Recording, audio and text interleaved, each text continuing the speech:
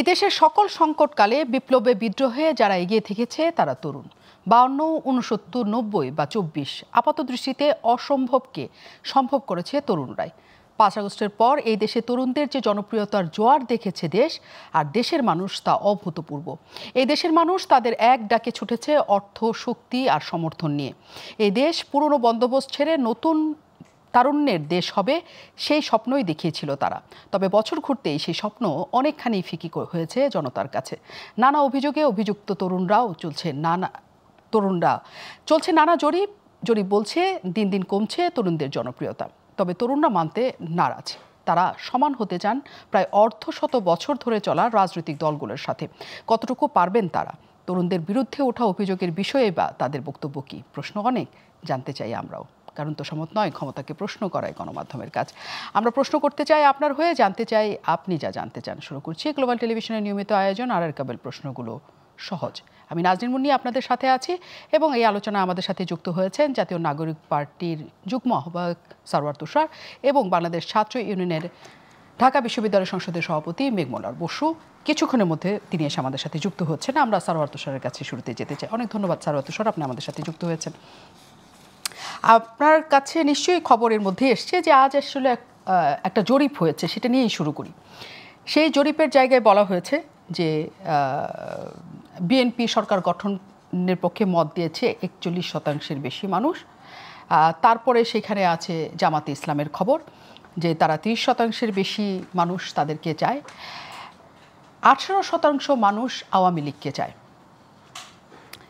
এবং সেইখানে 4.8% মানুষ চায় এনসিপিকে।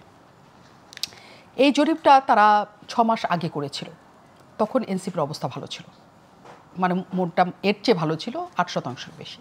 মানে বলা হচ্ছে যে সর্বোচ্চ কমেছে আপনাদের অসন্তুষ্টির জায়গা।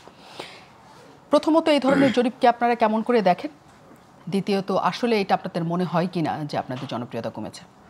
আপনাকে ধন্যবাদ। এবং এই জরিপ আরও অনেকগুলো জরিপ হয়েছে, ওনাদেরও এর আগে একটা জরিপ, সেখানে আমি ওনাদের যখন এটা উদ্বোধন করেন সেখানে আমি উপস্থিত ছিলাম। সেই জরিপটাও খুব ইন্টারেস্টিং ছিল এবং জরিপ যে কোনো পরিস্থিতি সম্পর্কে যেমন একটা ধারণা দেয়, আবার অনেক সময় জরিপ ভুলও প্রমাণিত হয়।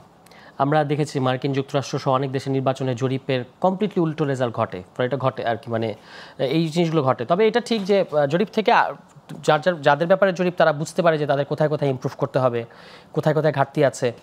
এই জরিপের ব্যাপারে যেমন ধরেন জরিপের মধ্যে যদি আওয়ামী লীগকে না রাখা হতো তাহলে জরিপের রেজাল্ট আবার কীরকম হতো, এরকম একটা আছে। যেমন অনেককে প্রশ্ন করা হয়েছে যদি আওয়ামী লীগ নির্বাচনে অংশ না নেয় তারা কি করবে। যারা আওয়ামী লীগের পক্ষে বলেছেন যে আওয়ামী লীগকে তারা দেখতে চান, তারা কিন্তু বলেন নাই যে আওয়ামী লীগ না আসলে আমরা ইলেকশনে অংশ নেব না বা এরকম কিছু বলেন নাই। হ্যাঁ, খুব অল্প, সেটা হচ্ছে 3 থেকে 4% বলেছেন যে না আওয়ামী লীগ নাই মানে আমরা ইলেকশনে নাই।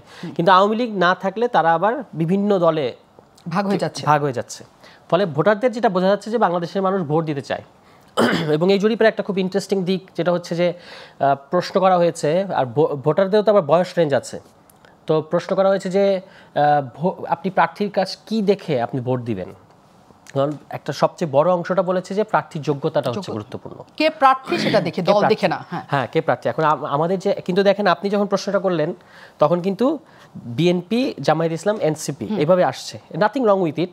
কিন্তু এনসিপির যেটা হচ্ছে যে হ্যাঁ দল হিসেবে এনসিপির সংকটটা হলো যে এখনও আমাদের যে জনসমর্থন আমরা জুলাই পদযাত্রা দেখেছি এটাকে ক্যাশ করার মতো সাংগঠনিক কাঠামো আমাদের এখনো গড়ে ওঠে না। It is still growing. আর ইলেকশনের ব্যাপারে হলে যে আপনি যদি ফর্মিডেবল ক্যান্ডিডেট দিতে পারেন, ধরেন 300 আসনে কিংবা 200+ আসনে আমরা যদি ফর্মিডেবল ক্যান্ডিডেট দিতে পারি যারা এলাকায় ইতিমধ্যেই পরিচিত কোনো না কোনোভাবে, তারা এখনই যে আমাদের দলের ব্যানারে আছে নাও হতে পারে এরকম, তারা হয়তো আসবেন, আমাদের সাথে যোগাযোগ হচ্ছে, আমরা তো আমাদের সব কৌশল তো এখনই বলবো না। তো সেটা যখন ধরেন চমক আকারে যখন আসবে তখন কিন্তু আবার দেখবেন যে এই জরিপ ঘুরে যাবে বা ঘুরে যেতে পারে যে কোনো জরিপ। আরও একটা জরিপ এরকম সেটা একটা খুব বিখ্যাত, সম্ভবত সানডেমের একটা জরিপ ছিল মে মাসের, ওখানে কিন্তু এনসিপি জনপ্রিয়তাটাকে মানে দেখানো হচ্ছিল যে এটা বাড়ছে আর কি। সেটা ছিল জুলাই পদযাত্রার আগে। তো জুলাই পদযাত্রার পরে তো অবশ্যই পরিস্থিতিটা আরও ভালো হয়েছে আমাদের জন্য। এখন এই মিলিয়ে আমি বলবো যে এই জরিপ অবশ্য বলতেছে যে আমাদের জনপ্রিয়তা কমছে। এটার একটা কারণ হতে পারে যে আমাদের কিছু সাংগঠনিক কর্মকাণ্ড এখন কম, এটার কারণে হয়তো আমরা বিবেচনায় কম আছি। আবার যখন সাংগঠনিক কর্মকাণ্ড বাড়বে আমরা আবারও একটা প্যাকেজ সাংগঠনিক কর্মকাণ্ড নিয়ে সামনে হাজির হচ্ছি, তখন কি হবে বলা যায় না। কারণ বাংলাদেশের মানুষ সবসময় যেটা পছন্দ করে যে পরীক্ষা দিবেন আপনি তার কাছে। তো পরীক্ষা দিলে আপনি তার কাছ থেকে মানে তার মন জয় করতে হবে আর কি। আর সেখানে আমরা যেহেতু তরুণ, আমাদের প্রতি মানুষের একটা ইমোশন আছে যে এরা ভালো, এরা শেখ হাসিনাকে বাংলাদেশকে একটা জুলুম মুক্ত করেছে, কিন্তু রাষ্ট্র পরিচালনা কিংবা সরকার হওয়া, এমপি হওয়া, হ্যাঁ, জনপ্রতিনিধি হওয়া, এগুলো তো আরেকটু অন্য ধরনের ব্যাপার। তো সেইটার জন্য যে আমরা কমিটেড, এটা মানুষকে দেখাতে হবে। তো দেখানোর ক্ষেত্রে এলাকা ভিত্তিক কাজ করাটা জরুরি। আমরা যেমন আমাদের নেতাদেরকে বিশেষত সেন্ট্রাল লিডারদেরকে আমরা এই নির্দেশনা দিয়েছি যে আপনারা এলাকা ভিত্তিক কাজ করেন, এলাকা ভিত্তিক কাজ করেন। এবং সর্বশেষ আমাদের যে সমন্বয় সভা হয়েছে ঢাকায় এই গত শুক্রবারে, ওখানে সমস্ত জেলা উপজেলার প্রধান নেতৃবৃন্দ এসেছিলেন। তাদেরকে কিন্তু এই নির্দেশনা দেওয়া হয়েছে যে সাংগঠনিক বিস্তৃতি এবং ইলেকশনের যে একটা আবহ, সেটা যেন তারা সেইটা মাথায় রেখে যেন তারা কাজ করে। ফলে এই কাজগুলো যখন বাড়বে তখন অবশ্যই এখন কি হচ্ছে, এখন বেশিরভাগ এলাকায় আসলে বিএনপি এবং জামায়াত ইসলাম, এবং অর্ধেক এলাকায় আমরা আছি কোথাও কোথাও, কিন্তু বেশিরভাগ এলাকায় কিন্তু বিএনপি জামায়াত ইসলাম। ফলে মানুষের কাছে কিন্তু এর বাইরে অপশন নাই। এবং মানুষ মনে করে না যে জরিপে যে যাই বলুক, মানুষ মনে করে না যে আগামী নির্বাচনে আওয়ামী লীগ আসবে। কিন্তু এখন যদি এনসিপি এই পিকচারে আরও ভালো করে ঢোকে ইলেকশন কেন্দ্রিক, আমরা যেমন সংস্কার এবং বিচার প্রশ্নটা এত গুরুত্ব দিয়েছি সেন্ট্রালি, এখন যদি আমরা তৃণমূল পর্যন্ত এই ভাইব নিয়ে ঢুকি, তাহলে কিন্তু আবার দেখবেন যে আপনি 3 মাস পরে জরিপ করলে বা 2 মাস পরে আমি শিওর যে আরও জরিপ হবে তফসিলের আগে, তখন কিন্তু পিকচারটা বদলাবে। এখন আমাদের জন্য মেসেজ হচ্ছে যে এই তফসিলের আগে আমাদের সংগঠনটা আরও যতটুকু পারা যায় কার্যক্রম বাড়ানো, মানুষের কাছে ক্রেডিবল হিসেবে হাজির হওয়া। আমাদের যে কোনো ভুল নাই, আমাদের যে কোনো ঘাটতি নাই তা তো না, আমাদেরও কিছু ল্যাকিংস আছে, আমাদের কিছু সীমাবদ্ধতা আছে, এটা তো এভিডেন্ট। সেগুলো আমরা কাটিয়ে উঠে কীভাবে সামনে আগানো যায় সেইগুলো আমরা এই জরিপটা আমি দেখতেছিলাম আজকে সারাদিন ধরে একটু একটু করে। তো সেখান থেকে আমরা অনেকগুলো ইনসাইট পাচ্ছি যেগুলো আমরা হয়তো কাজে লাগাবো আর কি। আচ্ছা, আপনি একটা কথা বললেন যে মানুষজনের সাথে সম্পৃক্ততার জায়গা আপনাদের তুলনামূলকভাবে হয় নাই। জুলাই পদযাত্রার পর আপনাদের একটু ভালো অবস্থান হয়েছিল, তারপর আপনার সাংগঠনিক কর্মকাণ্ড নাই বলে, মানে কমেছে বলে আপনারা মনে করেন এই জরিপে আপনাদের ফল কম আসছে, এটাই তো আপনার পয়েন্ট? মানুষের সাথে যোগাযোগ নাই তা না, মানে মানুষের একটা নতুন ধরনের রাজনৈতিক শক্তি দেখার ইচ্ছাটা এত বেশি, সেই তুলনায় এই ইচ্ছার পারদের তুলনায় আমাদের সাংগঠনিক কর্মকাণ্ড হয়তো অত বেশি না। আচ্ছা, মানে সেটাকে ম্যাচ করা, মানে এত আপনার মাছ আছে অনেক, কিন্তু এটা ধরার মতো যে জাল, এটা স্বীকার করতে হবে যে আমরা এত বড় সাংগঠনিক কাঠামো এখনো দিতে পারি না। যেমন আমাদের উপজেলা কমিটি আছে এখন 250+, কিন্তু আপনার উপজেলাতে আছে 495টা। এর আরও নিচের দিকে গেলে ইউনিয়ন, ওয়ার্ড এগুলো আছে। ফলে সেই দিকে আমাদেরকে কাজ করতে হচ্ছে সেইগুলো নিশ্চিত করার জন্য। আমি কোয়াইট শিওর যে এগুলো যখন আমরা করে ফেলবো তখন আমাদের দেখবেন যে মানুষের কাছে তো দেখতে হবে, মানুষ তো শুধু এনসিপি একটা নাম হিসেবে জানে। তো যেখানে মানুষ ওই সংগঠনের লোকজনকে দেখে নাই, সেখানে তো তার স্বাভাবিকভাবেই তাকে বিবেচনা করছে না। ফলে আমাদেরকে ওইটা নিশ্চিত করার দিকে এখন কাজ করতে হবে। এই জিনিসটা আমরা আপনার কাছ থেকে জানতেই চাই, সেটা হচ্ছে সাংগঠনিক কর্মকাণ্ড বাড়ালে বা আপনাদের সাংগঠনিক ভিত্তি যদি অনেক বড় হয়, মনে করেন যে বিএনপি এবং জামাত এখন তো সবচেয়ে ভালো অবস্থায় আছে, তাহলে তারা কি মানে তাদের সমকক্ষ হয়ে জনগণের কাছাকাছি পৌঁছানো সম্ভব হবে? সমকক্ষ একটা দেখেন, বিএনপির বয়স হচ্ছে প্রায় 50 বছর, জামায়াত ইসলাম আমাদের দেশ স্বাধীন হওয়ার আগের দল, ঠিক আছে? এগুলো তো অনেক, এবং দে হ্যাভ মানে পুরো দেশ জুড়ে তাদের সাংগঠনিক কাঠামো আছে, ইনফ্রাস্ট্রাকচার আছে, টাকা পয়সার অভাব নাই, অ্যান্ড এভরিথিং। আমাদের সেই তুলনায় হচ্ছে আমরা এখনও 1 বছরও হয়নি, এবং আমাদের জন্য সবচেয়ে বড় চ্যালেঞ্জ হলো যে বছর পূর্তির আগেই আপনাকে একটা জাতীয় নির্বাচন ফেস করতে হবে। এই ফেব্রুয়ারিতে নির্বাচন ধরে বলছি আমরা, গত ফেব্রুয়ারিতে এই ফেব্রুয়ারিতে আমাদের আত্মপ্রকাশ, আগামী ফেব্রুয়ারিতে নির্বাচন। 1 বছর হওয়ার আগে একটা দলকে ইলেকশন করতে হবে। তা আমি সেখানে মনে করি যে এইবার যে কনটেক্সট ইলেকশন হচ্ছে, এবং আমি আপনাকে একটু আগে যে কথাগুলো বললাম যে যদি ফর্মিডেবল ক্যান্ডিডেট সারা দেশে যারা আমাদের সাথে যোগাযোগ করছে, এবং আমি আপনাকে নিশ্চিত করতে পারি যে সেখানে আপনি যে শুধু তরুণদের দেখবেন তা না, কিন্তু আমাদের জেলা উপজেলা কমিটি যারা এসেছেন তারা কিন্তু সবাই 40+ প্রধান সমন্বয়কারী, কারণ এটা আমাদের ক্রাইটেরিয়া ছিল যে 40-এর নিচে আমরা প্রধান সমন্বয়কারী করব না।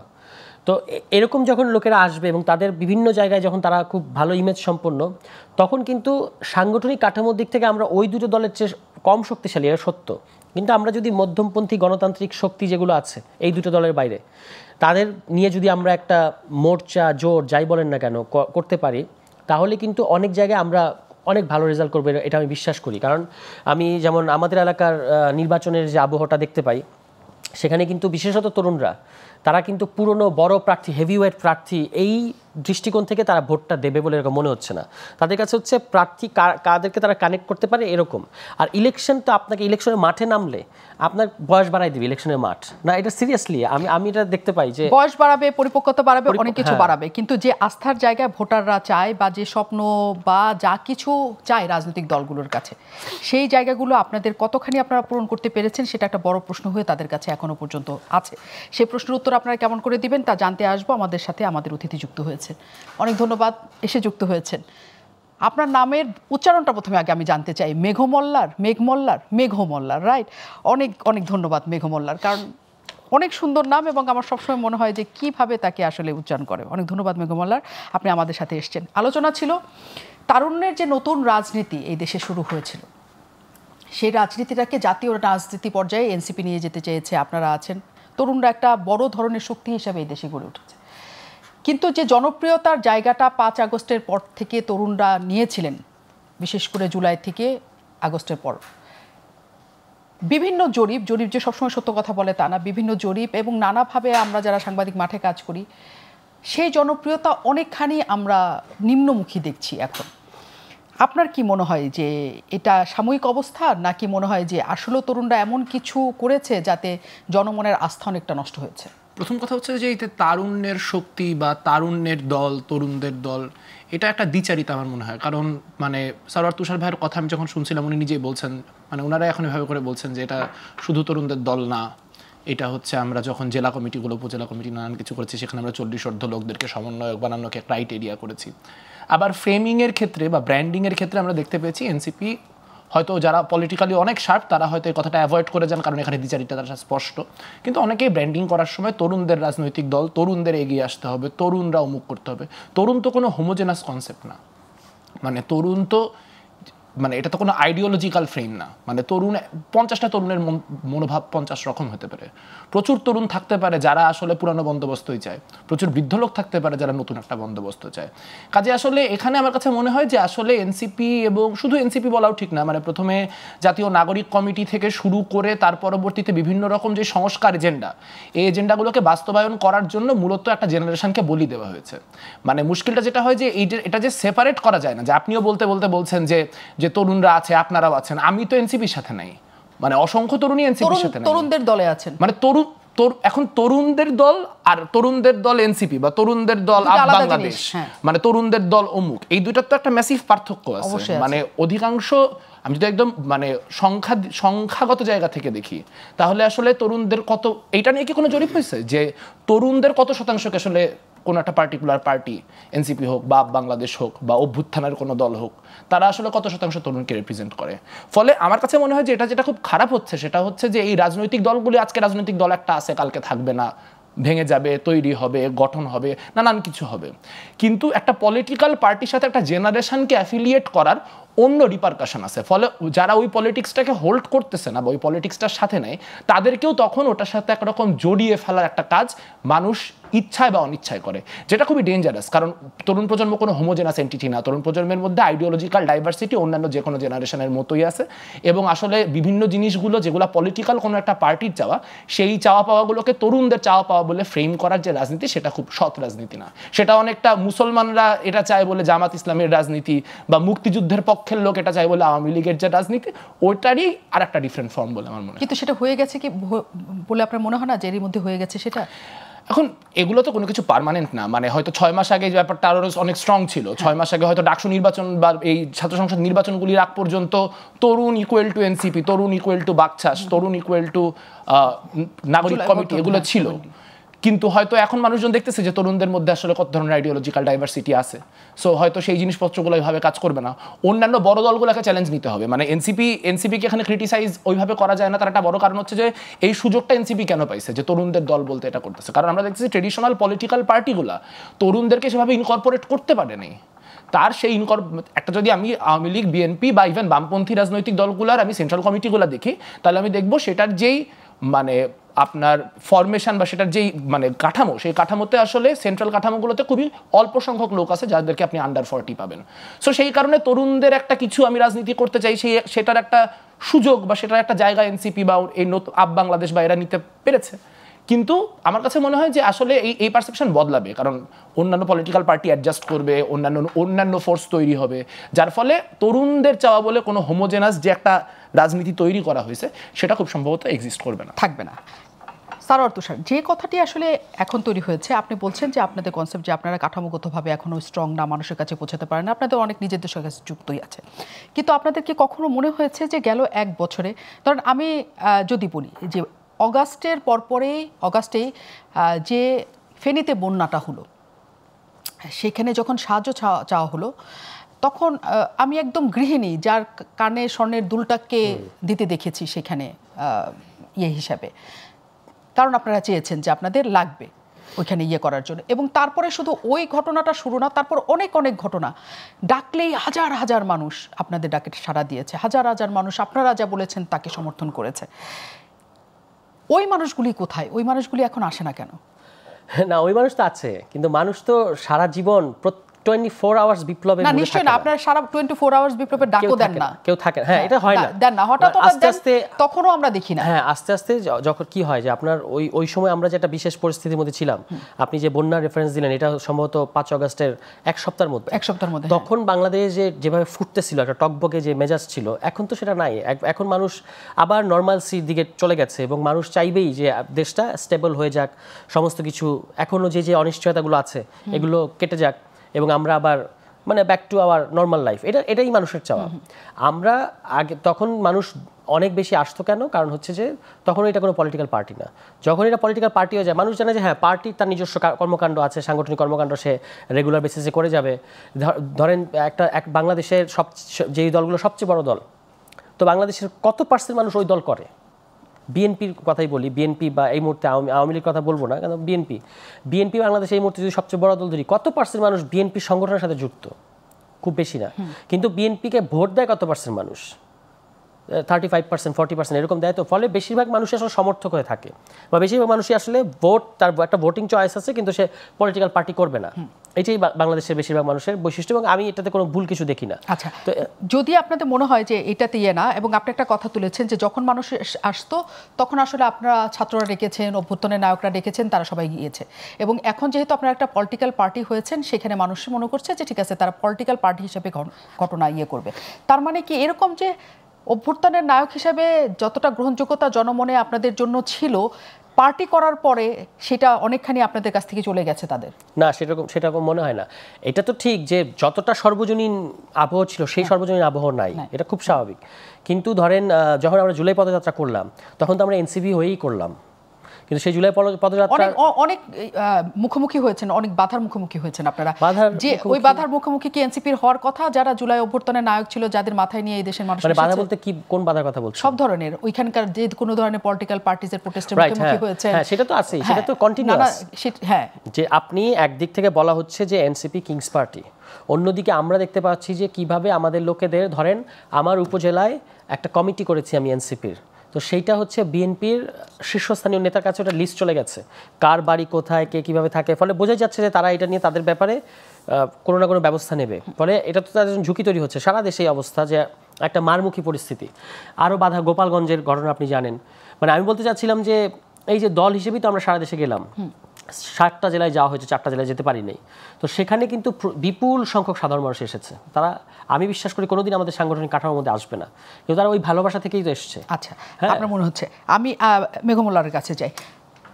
এই প্রশ্নটা কেন বারবার আসে যে কারণ তারা একটা উদাহরণ তৈরি করেছিল যে ছাত্ররা কি পরিমাণ জনপ্রিয় একটা অভ্যুত্থানের পরে বা আন্দোলনের পরেও, এবং নানা ধরনের অভিযোগের জায়গা তাদের বিরুদ্ধে আছে। একই সাথে চাঁদাবাজির অভিযোগের জায়গায় এসছে, তারা মবের সৃষ্টি করে অভিযোগের জায়গায় এসছে, তারা অস্থিতিশীলতা তৈরি করছে, তারা ভীষণ রকমের প্রেশার তৈরি করছে সরকারকে, নানা ধরনের অভিযোগের জায়গা। এক ধরনের তটস্থ অবস্থার মধ্যে জনগণকে রেখেছে, জনগণের একটা অংশ তাদের সম্পর্কে মনে করে। আপনার কি মনে হয় যে এই কারণে তাদের মানে এই জনবিচ্ছিন্নতা হওয়ার একটা সুযোগ তৈরি হয়েছে?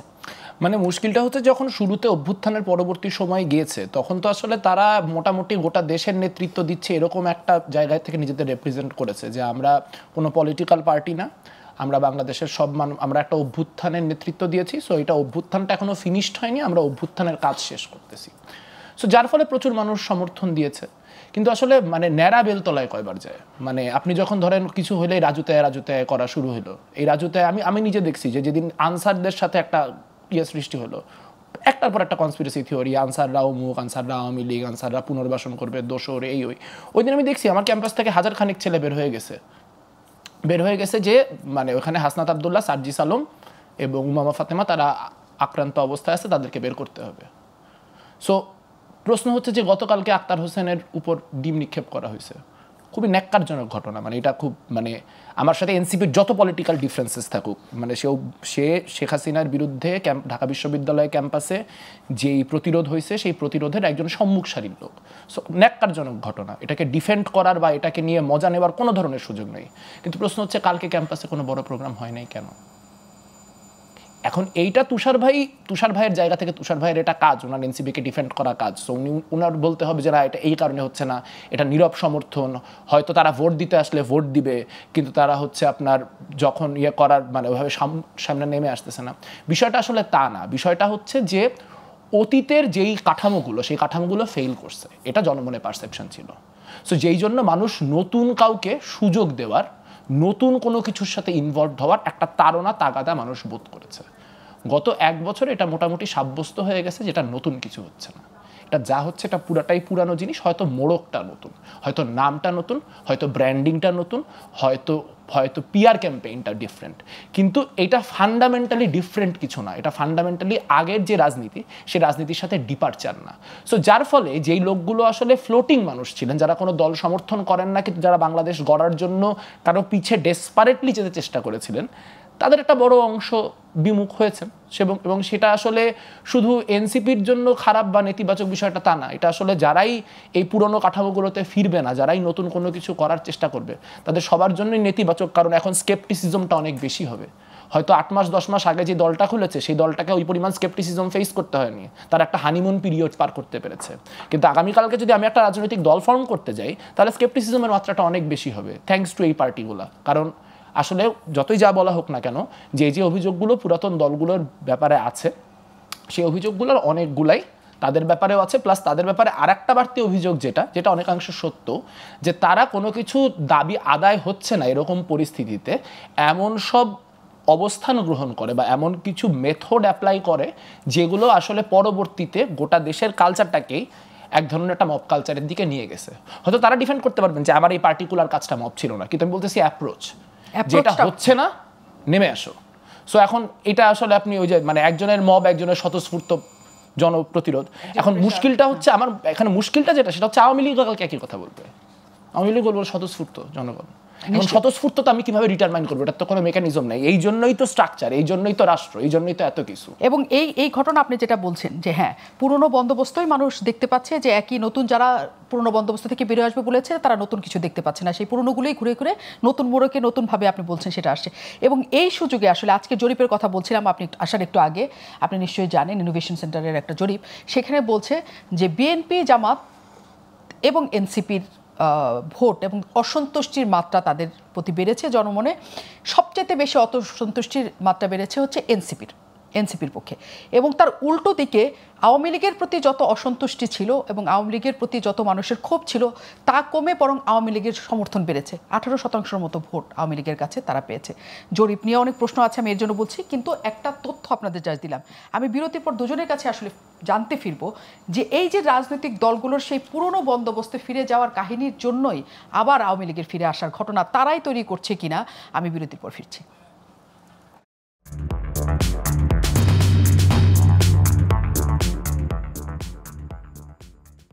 অনেক ধন্যবাদ দর্শক আমাদের সাথে থাকার জন্য। সবাই আছেন আর কেবল প্রশ্নগুলি সহজ অনুষ্ঠানে। নাজনীমুনি আপনাদের সাথে আছে, আমাদের সাথে অতিথিরা আছেন মেঘমল্লা বসু এবং সারোয়ার তুষার আছেন আমাদের সাথে, দুজন তরুণ রাজনীতিবিদ। এবং আমরা কথা বলছিলাম যে তরুণদের জনপ্রিয়তা কমছে কিনা সেই প্রসঙ্গ নিয়ে।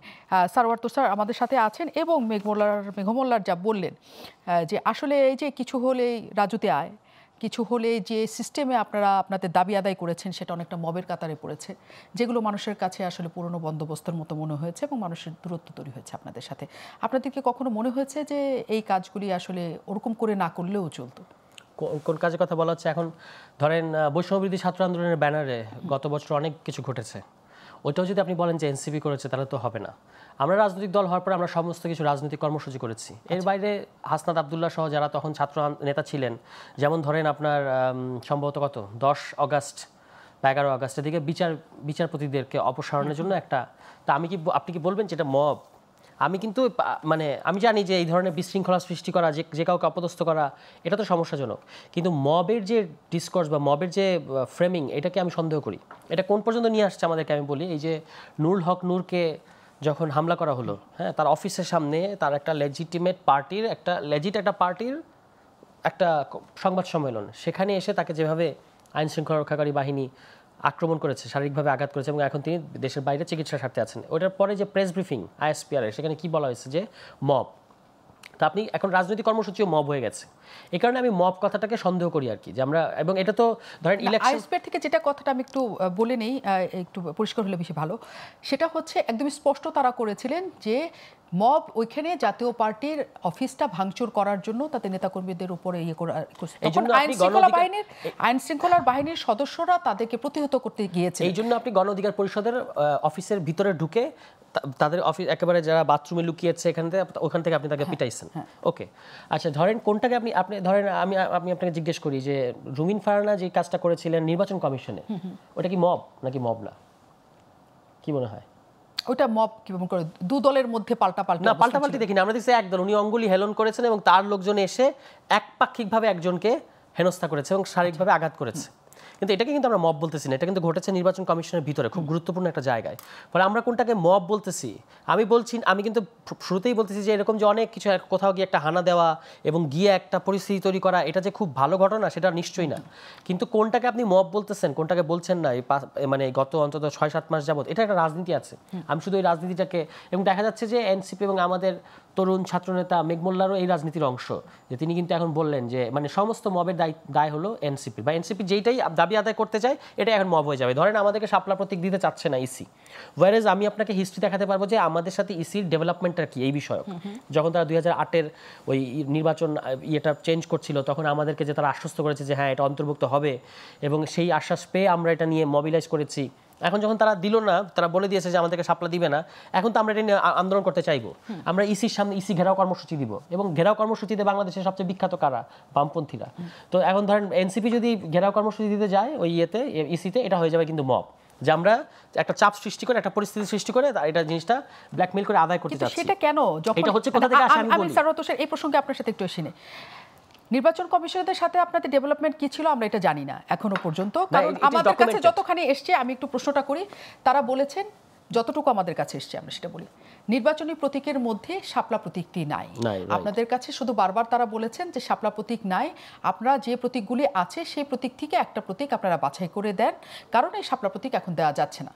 তারা স্পষ্ট করেছে বারবারই, কিন্তু আপনারা বারবারই বলছেন শাপলা প্রতীক ছাড়া আপনাদের নির্বাচন হবে না, কিভাবে নির্বাচন হয় আপনারা দেখে নেবেন।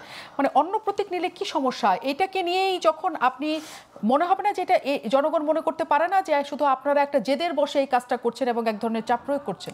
ধরেন আমি সেটাই বলতেছি, সেটা অন্য প্রতীক নিলে কি হয় এটা আলাদা আলোচনা, কিন্তু নির্বাচন পরিচালনা বিধি 2008 যখন সংশোধন করার উদ্যোগ নেয় ইসি, তখনই কিন্তু আমাদের নির্বাচন সংক্রান্ত টিম তাদের সাথে মিটিং করেছে এবং তাদের দায়িত্বশীল জায়গা থেকে বলা হয়েছে আমরা মানে যখন আপনি মার্কা অ্যাড করছেন এবং আপনি আপনার 2008 সালের বিধিটা পরিবর্তন করছেন, তখন আপনাকে বিভিন্ন পার্টি বিভিন্ন মার্কা রেকমেন্ড করতে পারবে, এবং তখন আপনি ওই সুপারিশের প্রেক্ষিতে বলেছেন যে হ্যাঁ এই মার্কাটা আমরা অন্তর্ভুক্ত করব।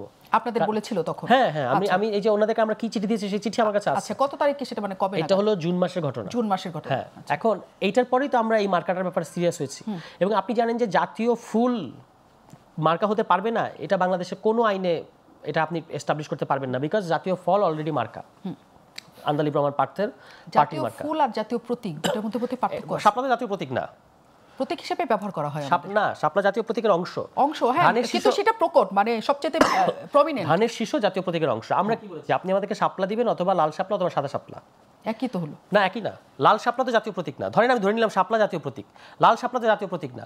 ইট ম্যাটারস। আমি আপনাকে একটা কথা বলি সারোয়ার তুষার, একটা পয়েন্ট হচ্ছে যে আপনি নির্বাচন কমিশনের শেষ পর্যন্ত ধরেন আপনি কালারফুল পোস্টার ছাপাতে পারবেন না, তো আপনি লাল শাপলা নেন, নীল শাপলা নেন, যে শাপলাই নেন, ওইটা সাদা কালো শাপলাই দেখাবে, রাইট, শাপলা আসবে। ব্যাপারটা লাল নীল সাদা কালো ব্যাপারটা তা না, কিছু যায় আসে না, সাদা কালোই দেখায়। হ্যাঁ, ওইটাই কেন লাগবে আমি তো জানি।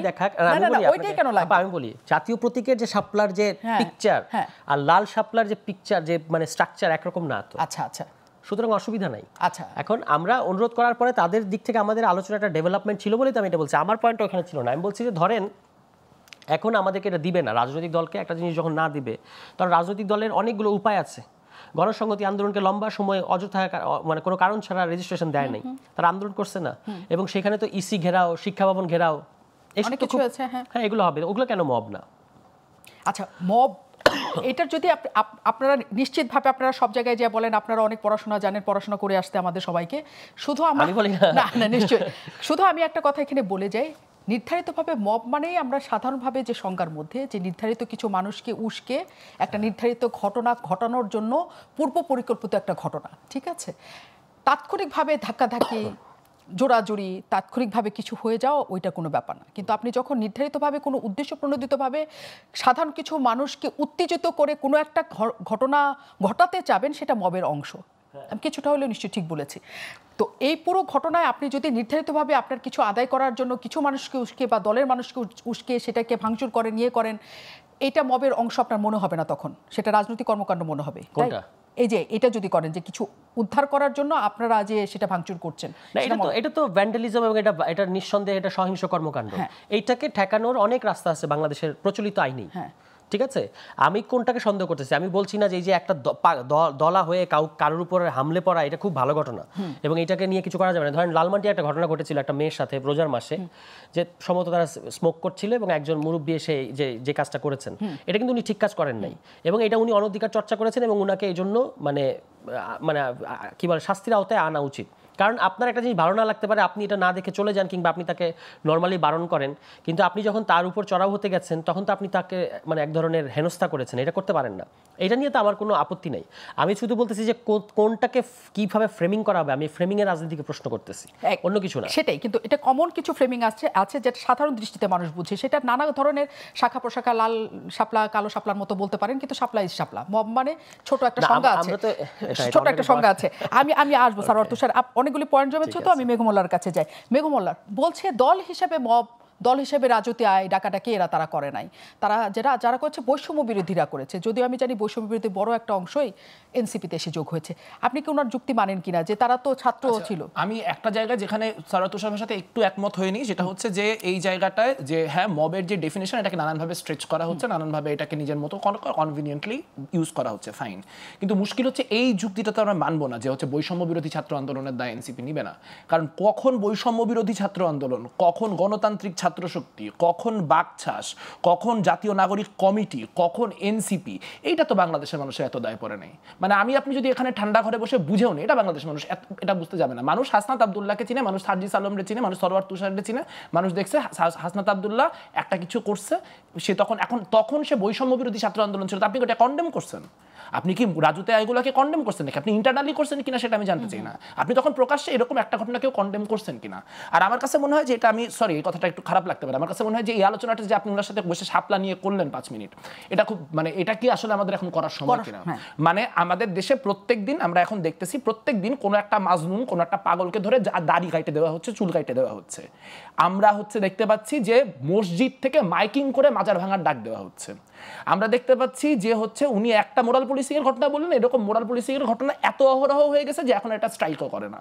এখন এই যে আমার কোনো একটা কিছু পছন্দ না হলে, এখন তুষার ভাই অনেক যৌক্তিক মানুষ, তিনি জানেন যে কোন জিনিসটা আমি পছন্দ না হলেও মানে করব না, কোন জিনিসটা আমি পছন্দ না হলে এড়ায় যাব, কোন জিনিসটা আমার পছন্দ না হলে সেটা নিয়ে কিছু করার অধিকার আমার আছে। কিন্তু পছন্দ না হলে যেই ওয়ে অফ অ্যাকশনটাকে আমরা লেজিটিমাইজ করে দিতেছি, সেটার পরিণতিটা কি সামনের দিনে? উনি একটা পার্থক্য করার চেষ্টা করলেন যে বামপন্থীরাও তো ঘেরাও করছে। এখন ধরেন এটা আমি খুব স্ট্রেট ফরওয়ার্ড ভাবে বলি, ওই তুষার ভাইরা যখন গোপালগঞ্জে গেছেন, গোপালগঞ্জে যায় একটা কনফ্রন্টেশনের মধ্যে পড়ছেন, সেই কনফ্রন্টেশনের পর ওনারা মিলিটারির গাড়িতে করে ফিরে আসছেন। আমরা যখন এই ধর্ষণ ও নিপীড়নের বিরুদ্ধে বাংলাদেশের মিছিল নিয়ে আপনার কি বলে যমুনা পর্যন্ত যাইতে চাইছি, আমরা পুলিশের ওখানে আক্রান্ত হয়েছে বা আক্রান্ত হওয়ার পর যে মামলাটা, সেই মামলাটা আমার এখনো চলতেছে। সো ওনারা বারবার করে, আমরা আসলে বারবার করে ওনাদের কিংস পার্টি বলতে চাই না, কিন্তু এই কম্প্যারিজনগুলো করলে এই কথাটাই আসবে। দুইটা এক জিনিস না। আপনারা যা করতেছেন সেটা প্রায় সবগুলো জায়গাতেই some level of government backing আছে, এটা আপনারা স্বীকার করেন আর না করেন।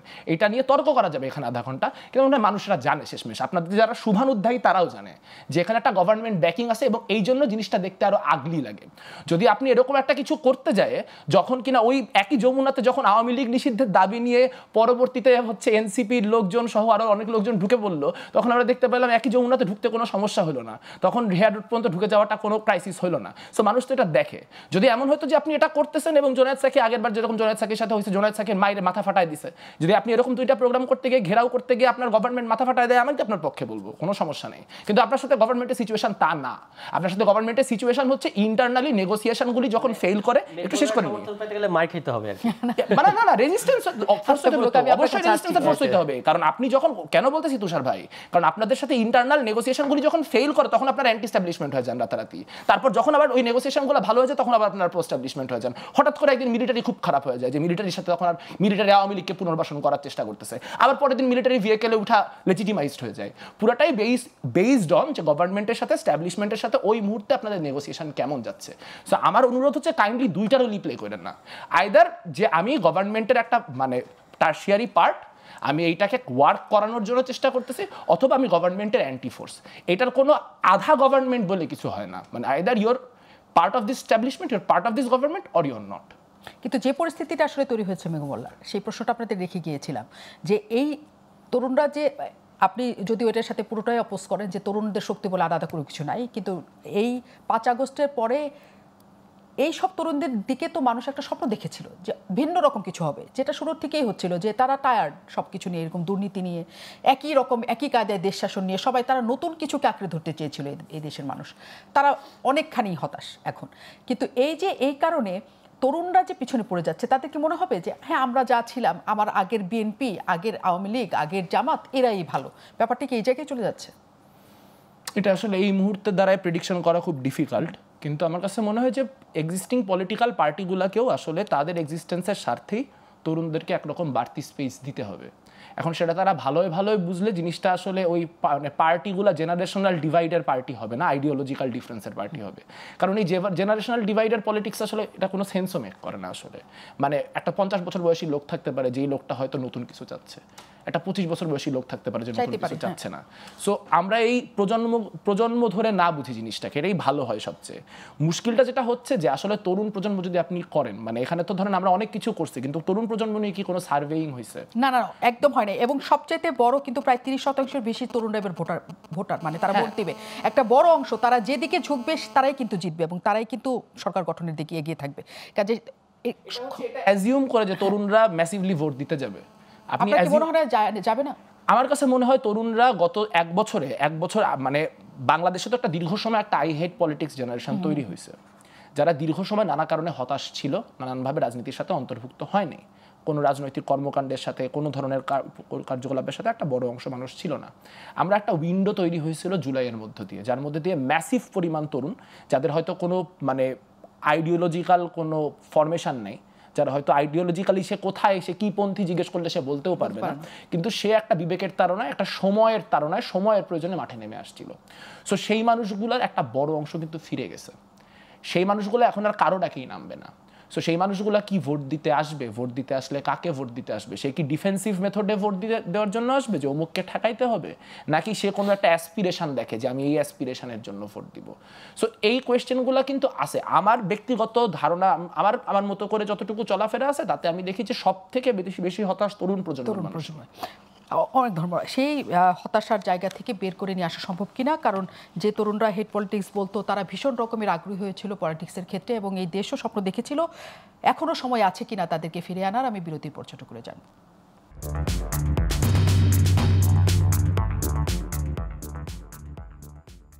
অনেক ধন্যবাদ দর্শক, শেষ মুহূর্ত পর্যন্ত আমাদের সাথে থাকার জন্য। সারওয়ার তুষার অনেক অভিযোগ যেমন কথা বলছিলেন মেঘু মোল্লার, সেগুলো কম বেশি আপনি জানেন সাধারণ জনগণের মধ্যেও আছে। যে পরিস্থিতিতে আসলে তৈরি হয়েছে, যদি বিতৃষ্ণার একটা জায়গা তৈরি হয়, সেই দায় আপনারা নিতে চান কিনা? কার ব্যাপার বিতৃষ্ণা? তরুণ প্রজন্ম যে না এরকম আমার কাছে মনে হয় না। তরুণ প্রজন্মর মানে আমি এটাও মনে করি না যে তারা জাস্ট ওই যেটা বদরুদ্দিন উমর মানে আমাদের একজন খুব শ্রদ্ধার মানুষ, তিনি যেটা সর্বশেষ বলে গেছেন মৃত্যুর আগে, যে আসলে এটা কোনো গণ অভ্যুত্থান হয় না, এটা হয়ে গেছে একটা গণতান্ত্রিক আন্দোলন করতে না পারার যে ক্ষোভ, সেটা থেকে তৈরি হয় একটা পরিস্থিতি। এরকম কোনো জিনিস বাংলাদেশে ঘটেনি, এটা ওনার একটা রং অবস্থান।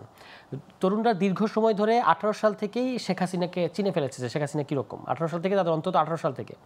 এবার তারা যেই বাংলাদেশ শেখ হাসিনা তাদেরকে দেখাইছে, সোজা ভাষায় ওই বাংলাদেশকে তারা চায় না, এবং সেটা তারা দেয়ালেও লিখছে। এগুলোকে আমরা ইমোশনাল স্টেটমেন্ট হিসেবে নিতে পারবো না। কারণ এটা হবে কি না, এখনই হবে কি না, এটা হলো প্রশ্ন। কারণ আপনি তো দেখতে পাচ্ছেন মানে 1 বছরে এই সরকারের মধ্যে কত ধরনের প্রবণতা। কিন্তু সেটা হওয়ার কথা ছিল, পুরো সাদা একটা ব্ল্যাকবোর্ড পেয়েছিলাম না আমরা 5 তারিখে? না, পুরো সাদা ব্ল্যাকবোর্ড পাই নাই, যে আমরা সব মুছে ফেলেছি, আমরা নতুন করে সমস্ত কিছু নতুন করে সাজাবো। না, আমাদের আকাঙ্ক্ষা ছিল, এখনো আছে, যে পুরোটাই আমরা নতুন করে করব। কিন্তু বাস্তবতা হচ্ছে যে শেখ হাসিনা চলে গেছিল, কিন্তু শেখ হাসিনা রাষ্ট্র তো রয়ে গেছিল, এখনো আছে ওই রাষ্ট্রই। যেইভাবে শেখ হাসিনা দলীয়করণ করেছে, ওই লোকগুলোকে এখান থেকে ওখানে, ওখান থেকে ওখানে এইভাবে বসানো হইতেছে। এই সরকারও যে খুব একটা জুতের সরকার সেটা কিন্তু না। আমরা একটা ঐতিহাসিক অনিবার্য মানে একটা আমাদের হিস্টোরিক্যাল নেসেসিটি জায়গা থেকে আমরা এই সরকারকে সমর্থন, আদারওয়াইজ আপনার কাছে আর কি আছে? কিছু নাই। এবং এই ধরনের একটা আধাক্ষেত্রা সরকারই হওয়ার কথা ছিল বাংলাদেশ, এর চেয়ে ভালো কিছু হইতো না। কারণ এই সমাজে গণ অভ্যুত্থানের আগে গণ অভ্যুত্থান শব্দটা বললে মানুষ মানে সন্দেহ করতো যে এটা নিশ্চয়ই আওয়ামী লীগকে, কোথায় নির্বাচনের দাবি করবে, নির্বাচনের দাবি না করে গণ অভ্যুত্থানের কথা বলে, নিশ্চয়ই আওয়ামী লীগের সাথে আওয়ামী সিম্প্যাথাইজার, এই ধরনের কথা আমাদেরকে শুনতে হয়েছে। ফলে ওই দেশে গণ অভ্যুত্থানের পরে এরকমই একটা আধা খেচড়া সরকার হবে, এটাই স্বাভাবিক। এবং এটার দায় আমাদের সবাইকে নিতে হবে, শুধু সরকারকে গালি দিয়ে লাভ নাই। সরকার তো অবশ্যই গালি পাবে, কারণ যেহেতু সরকার সামনে আছে, কিন্তু আমাদেরকে তো দায় নিতে হবে। আমরা তো গণ অভ্যুত্থানকে বুঝি নাই, আমাদের দেশ মানে ন্যাশনালি সবার, আমি বুঝছি, মেঘ বুঝছে, কিন্তু সবাই তো আমরা বুঝি নাই। অ্যাজ এ নেশন আমাদের চিন্তার মধ্যে এটা নাই। ফলে আপনি পাইছেন একটা গাধা, এটাকে দিয়ে আপনি প্রত্যাশা করতেছেন ঘোড়ার গতি।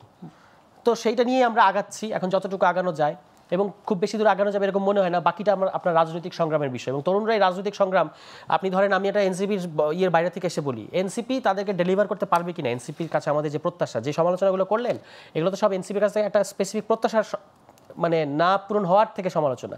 এটা ধরেন যদি এনসিপি না পারে, তরুণ প্রজন্ম তো কোনো না কোনো একটা রাস্তা বের করবে, যে আবারও সামনে আবারও ওয়েভ আসবে বাংলাদেশে, বারবার আসবে, যে এইটা তাকে আপনি যেগুলো তাকে প্যারা দিছে ওগুলো যদি ঠিক না হয়, সে আবারও রাস্তায় নামবেই।